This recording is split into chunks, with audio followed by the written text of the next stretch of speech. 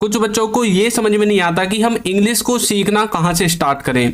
लेकिन आज की इस वीडियो में मैं आपको एक ऐसा तरीका बताऊंगा कि जिससे आप मात्र 20 दिनों में क्या है इंग्लिश सीख जाओगे। तो ये वीडियो आप लास्ट तक देखना और आपको ये भी पता चल जाएगा कि पहले दिन क्या करना है, दूसरे दिन क्या करना है, लास्ट के दिन क्या करना है, कौन कौन से टॉपिक हमें पढ़ने की जरूरत है। तो चलिए वीडियो को शुरू करते हैं। तो हम डे फर्स्ट से यानी कि पहले दिन से स्टार्ट करेंगे कि पहले दिन का जो आपका काम होगा वो क्या होगा। तो देखिए, पहले दिन आपको कुछ भी नहीं करना, सिर्फ आपको पर्सन कॉन्सेप्ट यानी कि जिसमें आप पढ़ते हैं पर्सन्स के बारे में, जिसमें आपको क्या क्या करना है। एक तो आपको जो आपके पर्सन होते हैं जिसके अंदर आपका सब्जेक्ट आता है, ये सारी चीज़ आती हैं, सब्जेक्ट ऑब्जेक्ट वर्ब, इन सारी चीज़ों को एक तो आपको क्लियर करना है कि सब्जेक्ट क्या होता है, ऑब्जेक्ट क्या होता है, वर्ब क्या होती है। ठीक है। और ये जो पर्सन कॉन्सेप्ट होता है ना, इसमें आपका first person, second person, third person, ये सारी चीजें आती हैं। देखिए, ये जो आपका पर्सन कॉन्सेप्ट है इसके अंदर आपको पर्सन के अलावा यहाँ पर ये जो मैंने लिखा है ना, सब्जेक्ट क्या होता है, ऑब्जेक्ट क्या होता है, वर्ब क्या होती है, हेल्पिंग वर्ब क्या होती है, इन चीजों को आपको अच्छे से समझना है। एक बार ऐसा हो सकता है कि आप ऑब्जेक्ट को छोड़ दो, लेकिन आपको सब्जेक्ट को, वर्ब को और हेल्पिंग वर्ब को, इनको बिल्कुल रटना है, क्योंकि सबसे ज़्यादा जो काम है वो आपका सब्जेक्ट का होता है, वर्ब का होता है और हेल्पिंग वर्ब का होता है। ऑब्जेक्ट तो बाद का काम है, ये तो लास्ट में आ जाएगा। बाकी ऑब्जेक्ट का सबसे ज़्यादा यूज आपका तब होगा जब आप एक्टिव पैसिव बनाओगे। तो पहला दिन का काम क्या है कि आपको पर्सन कॉन्सेप्ट अच्छे से करना है।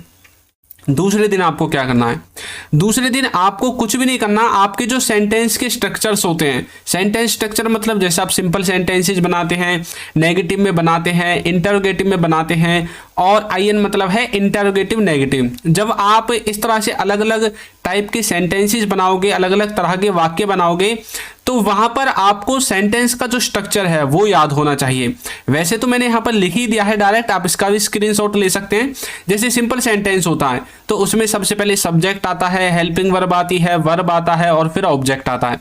दूसरे दिन आपको कुछ भी नहीं करना, सिर्फ आपको ये जो स्ट्रक्चर है ना, इनको सिर्फ रटना है। कम से कम 10 से 15 बार आपको लिख लिख कर देखना है ताकि आप इनको भूले नहीं आगे। ठीक है। तो और आपको ये भी समझना है कि भाई नेगेटिव कैसे बना है, सिंपल से नेगेटिव कैसे बनाए, नेगेटिव से सिंपल कैसे बनाए, और इंटरोगेटिव कैसे बनाए, इंटरोगेटिव से हम डायरेक्ट सिंपल कैसे बना सकते हैं। इस तरह से घुमा फिरा कर भी आपको इनको समझना है और याद करना है। ठीक है। तो पहले दिन हमने देख लिया पर्सन कॉन्सेप्ट, दूसरे दिन हमने देख लिया कि सेंटेंस के स्ट्रक्चर्स किस तरह से बनते हैं। अब तीसरे दिन हमें क्या करना है? तीसरे दिन का हमारा कुछ भी काम नहीं है, सिर्फ हमें सिंपल सेंटेंसेस, सिंपल सेंटेंसेस का मतलब होता है साधारण वाक्य। जी हाँ, आपको सिर्फ साधारण वाक्यों को समझना है और उनके कॉन्सेप्ट को समझना है। साधारण वाक्य देखिए, जैसे कि राहुल अच्छा लड़का है, तो यहां पर लिख दिया Rahul is a good boy, वह मेरा दोस्त है, ही इज माई फ्रेंड, पापा घर पर हैं, पापा इज एट होम। तो यहां पर मैंने जो आपको 3 एग्जाम्पल्स दिए हैं, इनसे हमें क्या समझ में आता है? इनसे हमें यह समझ में आता है कि ये जो सेंटेंस हैं इनमें वर्ब नहीं है। क्या नहीं है? वर्ब। देखिए कि यहाँ पर कोई भी किसी काम को नहीं कर रहा है, बल्कि यहाँ पर क्या हो रहा है, हम इसके बारे में बता रहे हैं, राहुल के बारे में, कि राहुल कैसा है, अच्छा है, वह मेरा दोस्त है यानी कि उसके बारे में बता रहे हैं, पापा घर पर है यानी कि पापा के बारे में जानकारी दे रहे हैं। तो यहाँ पर हम क्या करते हैं, सिंपल सेंटेंसेस के द्वारा हम किसी भी व्यक्ति की अवस्था, पोजीशन, उसके पोजेशन के बारे में बात करते हैं। पोजेशन का मतलब होता है कि वो किस किस वस्तु का स्वामी है। जैसे मेरे पास एक कार है, मेरे पास एक घड़ी है, उसके पास 2 भाई हैं, इस तरह से। तो सिंपल सेंटेंसेस को आपको तीसरे दिन करना है। ठीक है। तो जब आप सिंपल सेंटेंसेस को अच्छे से कर लोगे, उसके बाद आपको क्या करना है, इनकी सिर्फ और सिर्फ प्रैक्टिस करनी है। ठीक है। क्या करनी है? प्रैक्टिस करनी है। आपको इनको अच्छे से लिख लिख कर देखना है, इनके सेंस को समझना है। तो तीसरे और चौथे दिन यानी कि थर्ड और फोर्थ डे आपको क्या करना है, सिर्फ सिंपल सेंटेंसेस को मतलब समझना है और उनकी प्रैक्टिस करनी है। ठीक है। अब आ जाता है 5वां दिन। तो 5वें दिन आपको क्या करना है, आपको दिस, दैट, दीज और दोज, ये जो 4 वर्ड मैंने यहां पर लिखे हुए हैं, इनको अच्छे से समझना है और इनकी प्रैक्टिस करनी है। अब जैसे ये दिस, दैट, दीज, दोज, ये जो होते हैं आपके वर्ड्स, इनका मतलब क्या होता है ये तो आप जानते हैं। दिस का मतलब होता है यह, दैट का मतलब होता है वह या फिर वो, दीज का मतलब होता है ये सब, दोज का मतलब होता है वो सब। जी हाँ, ये तो आप जानते हैं कि किस तरह से आप इनकी हिंदी याद करते हैं, लेकिन इनका इस्तेमाल कैसे होगा। दिस का इस्तेमाल करते हैं जब कोई वस्तु हमारे पास होती है ना। जब कोई नजदीक की वस्तु होगी तो दिस का इस्तेमाल करेंगे, दूर की वस्तु होगी तो दैट का इस्तेमाल करेंगे। कई बार बोलते हैं ना दैट बॉय, यानी कि वो लड़का, वह लड़का। तो दूर की वस्तु के लिए दैट, नजदीक की वस्तु के लिए दिस। दीज का मतलब होता है ये सब, यानी कि हमारे पास ये जो दिस और दैट है ये तो आपके एक तरह से सिंगुलर चीजों को दिखा सकते हैं, लेकिन जो दीज है ये हमेशा आपका प्लूरल यानी कि बहुवचन को ही दिखाएगा। जैसे कि आप बोलते हैं ना ये सब चीजें, दीज थिंग्स, यानी कि बहुत सारी चीजें आपके पास, आप बोले दीज थिंग्स, यानी कि हमारे जो आसपास की नजदीक की चीजें हैं उनके लिए दीज, और यदि दूर की चीजें हैं तो बनाएंगे दोज। तो समझ में आया? इस तरह से आपको इनकी प्रैक्टिस करनी है, बार बार बोलकर these things, these chairs, those chairs, these chairs, that boy, that girl, that tree, that shop, this book, this pen, this laptop, this मतलब साइकिल, बाइसिकल, मोटरसाइकिल। इस तरह से आपको इन सब की प्रैक्टिस करनी है, ठीक है। जब आपके जुबान पर बिल्कुल रट जाएंगे ना 5वें दिन, तो अब आपको ये बहुत ज्यादा फायदा देंगी जब आप आगे कोर्स में बढ़ोगे, ठीक है। अब हमें 6 से 10 दिन तक क्या करना है, ये एक बहुत बड़ा शेड्यूल है जिसमें आपको 6, 7, 8, 9 और 10 इन दिनों में सिर्फ और सिर्फ क्या करने हैं, टेंस। जी हाँ, आपको सिर्फ टेंस ही पढ़ना है। टेंस का हिंदी में मतलब होता है समय या फिर काल, जो काल होता है आपका, ठीक है।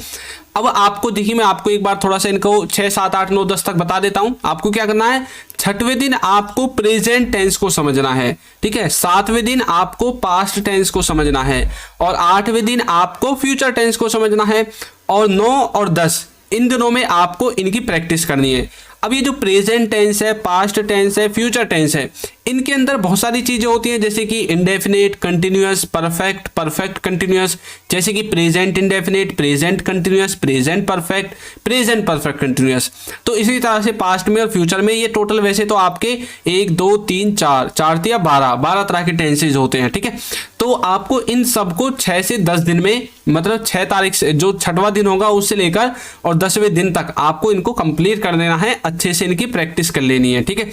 आपको ऐसा नहीं है कि दिन में सब चीज उड़ा दो, नहीं, आपको धीरे धीरे करना है। यदि एक दिन में सब कुछ करने लगोगे तो भूल जाओगे और आगे आपको याद भी नहीं रहेगा और फिर बोर भी हो जाओगे। अब हमने क्या किया है, 10 दिन तक का शेड्यूल बना दिया है कि 10 दिन तक हमें क्या करना है, ठीक है। अब बात आती है आपके 11वें दिन की। 11वें दिन आपको क्या करना है, 11वें दिन का जो काम है वो बहुत छोटा सा काम है, जिसमें आपको WH family words, WH family words जानते हो ना, जैसे कि व्हाट, वेयर, हाउ, व्हेन। इसी तरह से और भी बहुत सारे होते हैं, जैसे व्हाट का मतलब क्या, वेयर का मतलब कहाँ, हाउ का मतलब कैसे, व्हेन का मतलब कब। इसी तरह से बहुत सारे वर्ड्स होते हैं, तो इनको आपको क्या करना है, इन सबको आपको रट लेना है, याद कर लेना है। इनका जो स्ट्रक्चर होता है ना वो मैंने यहाँ पर लिख दिया है, किस तरह से WH फैमिली वर्ड्स आपके याद होते हैं। इनमें सबसे पहले WH फैमिली वर्ड्स आएगा, इनमें से कोई एक आ जाएगा, फिर हेल्पिंग वर्ब आएगी, फिर सब्जेक्ट आएगा, फिर वर्ब आएगी और फिर आपका ऑब्जेक्ट आएगा, ठीक है। इस तरह से आप WH फैमिली वर्ड्स को अच्छे से याद कर सकते हैं। समझ में आया? तो 11वें दिन आपको कुछ भी नहीं करना, WH फैमिली वर्ड्स को अच्छे से समझना है। अब आ जाता है 12वां दिन।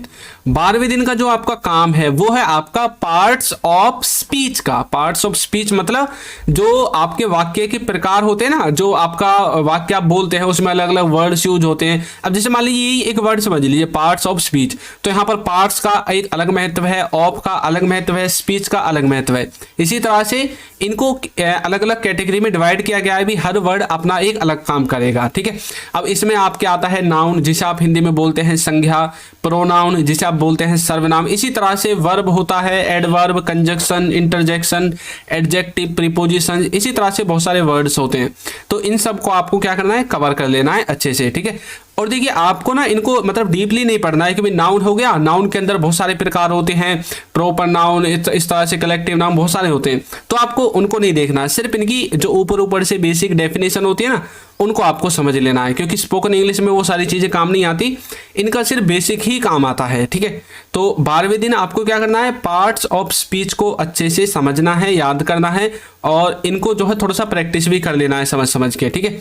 13वां दिन आपको क्या करना है, यानी कि जब आपका 13वां दिन आएगा तो आपको क्या करना है, अब मॉडल्स की तरफ बढ़ना है। किसकी तरफ, मॉडल्स की तरफ बढ़ना है। मॉडल्स का हम प्रयोग ही क्यों करते हैं, आपके मन में ये सवाल आना चाहिए कि भाई हमने इतनी सारी चीज़ें पढ़ ली, हमें मॉडल्स पढ़ने की जरूरत क्या है। तो देखिए जो मॉडल्स होती है ना, वो आपकी संभावना को, आज्ञा को, आवश्यकता को, इस तरह की जो आपके भाव होते हैं, इस तरह के जो सेंस होते हैं, उनको दिखाने का काम करती है। क्या करती हैं? इनको दिखाने का काम करती है मॉडल्स, ठीक है। तो इसमें आप can, could, may, might, shall, should, would, must, इस तरह के जो वर्ड्स होते हैं उनको पढ़ते हैं, ठीक है। अब देखिए जैसे मैं आपको एग्जांपल देता हूं, जैसे ही कैन गो, मतलब वह जा सकता है, मतलब हम उसकी एबिलिटी को दिखा रहे हैं, उसकी क्षमता को दिखा रहे हैं, है ना। वी शुड डू, मतलब हमें करना चाहिए, मतलब हम अपने आप को बोल रहे हैं कि भाई हमें ये काम करना चाहिए, वी शुड डू। उसके बाद है आई वुड गो, मतलब मैं जाऊंगा। ही मे कम, वह शायद आएगा। दे मस्ट नो, मतलब उन्हें पक्का पता होना चाहिए। तो इस तरह से जो मॉडल्स होते हैं ना, इनका एक अपना अलग सेंस होता है और इनके बिना आप इंग्लिश बोल भी नहीं सकते। सबसे ज्यादा तो आप मॉडल्स को और टेंसेस को, पॉजिटिव वर्ब, कंडीशनल सेंटेंसेस, इनको इस्तेमाल करते हैं। बाकी जो छुटपुट जानकारी होती है वो मैं आपको बीच बीच में बता रहा हूं कि आपको क्या क्या चीजें करनी चाहिए। जो आपका 14वां दिन होगा उसमें आपको क्या करनी है? पॉजिटिव वर्ब करनी है। याद क्या करनी है? पॉजिटिव वर्ब, ठीक है।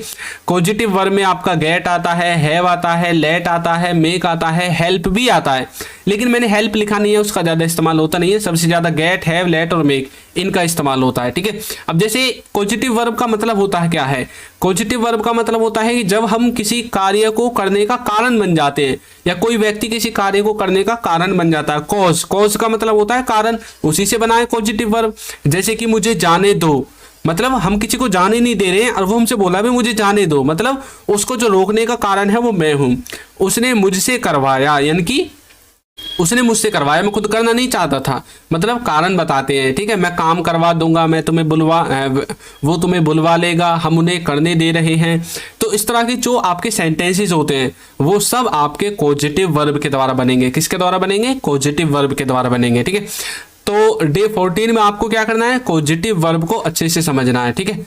और जो आपका अगला दिन आएगा यानी कि 15वां दिन, उसमें आपको क्या काम करना है? उसमें आपको कंडीशनल सेंटेंसेस को याद करना है। किसको? कंडीशनल सेंटेंसेस को, कि आखिर कंडीशनल सेंटेंसेस होते क्या हैं। देखिए कंडीशनल सेंटेंसेस में हम zero conditional, first conditional, second conditional, third conditional और मिक्स्ड कंडीशनल, मिक्स्ड को भी फर्स्ट और सेकंड टाइप में डिवाइड किया गया है। तो कंडीशनल सेंटेंसेस को आपको याद करना है। कंडीशनल सेंटेंसेस में हम ऐसे सेंटेंसेस पढ़ते हैं जिनमें हम कंडीशन लगा लगा के वाक्यों को बोलते हैं। जैसे आप बोलते हैं ना, अगर तुम आए तो मैं आऊंगा। जैसे मान लीजिए आप दोस्त वगैरह की शादी में जा रहे हैं, बोलते हैं ना भाई अगर देख तू आएगा तो मैं भी आ जाऊंगा, वरना मैं भी नहीं आऊंगा, है ना, बोलते हैं ना कई बार। तो ये आपके कंडीशनल सेंटेंसेस के अंदर आएंगे। और अगर उसने पूछा तो मैं बता दूंगा, मतलब अगर वो पूछेगा तो मैं बता दूंगा, वरना मैं नहीं बताऊंगा, बोलते हो ना कई बार। तो ये सारे वाक्य जो होते हैं वो आपके कंडीशनल सेंटेंसेस के अंदर आते हैं, ठीक है। तो आपको कंडीशनल सेंटेंसेस को फर्स्ट, सेकंड, थर्ड और मिक्स्ड, यानी कि जितने भी तरह के होते हैं जीरो से लेकर मिक्स्ड तक, सबको आपको कवर करना है अच्छे से। तो 15वें दिन का जो काम है वो आपको समझ में आ गया होगा। अब आता है 16वें दिन का काम। 16वें दिन में आपको एक्टिव पैसिव वॉइस जो होते हैं, एक्टिव पैसिव वॉइस में भी आपको टेंस और मॉडल्स दोनों को करना है। टेंस के भी एक्टिव पैसिव वॉइस और मॉडल्स के भी एक्टिव पैसिव वॉइस, ठीक है। अब देखिए कुछ ऐसा हो सकता है कि भाई कुछ बच्चे ऐसे हो सकते हैं कि जो भाई इनको 20 दिन में कवर ना कर पाए, तो वो अपना एक एक 2 दिन अपनी क्षमता के अनुसार जो है बढ़ा सकते हैं। जरूरी नहीं है किसी ने आपको, मतलब भाई ऐसा तो है नहीं कि किसी ने आपको ऊपर थोप दिया है कि 20 दिन में ही करना है। आप धीरे धीरे भी कर सकते हैं, होले होले, ठीक है। आप 20 दिन की जगह 30 दिन ले सकते हैं, 2 महीने ले सकते हैं। वो आपके ऊपर डिपेंड करता है कि आपकी क्षमता क्या है। कुछ बच्चों का दिमाग तेज होता है तो वो जल्दी कर लेते हैं, कुछ का थोड़ा धीरे धीरे चलता है तो वो थोड़ा टाइम लगा लेंगे, लेकिन आपको समझ में आ जाएगा।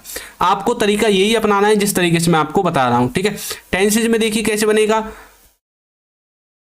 उसे बताया जा रहा है। ये एक सेंटेंस है, ये किसका सेंटेंस है? यह है टेंस का पैसिव, और यह हो सकता है यह है मॉडल्स का पैसिव, ठीक है।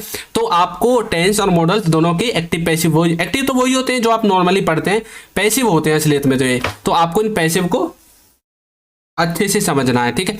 उसके बाद 17वें दिन आपको क्या करना है? अब आपको नेगेटिव और इंटरोगेटिव सेंटेंसेस को बना बना कर देखना है, प्रैक्टिस करके देखनी है कि भाई मुझसे हो रहा है या फिर नहीं हो रहा है, ठीक है। तो इस तरह से आपको नेगेटिव और इंटरोगेटिव सेंटेंसेस को समझना है, ठीक है। जैसे कि तुम क्या कर रहे हो, वह कब आ रहा है, मैं नहीं जाऊंगा, इस तरह से बोलते हैं ना कई बार।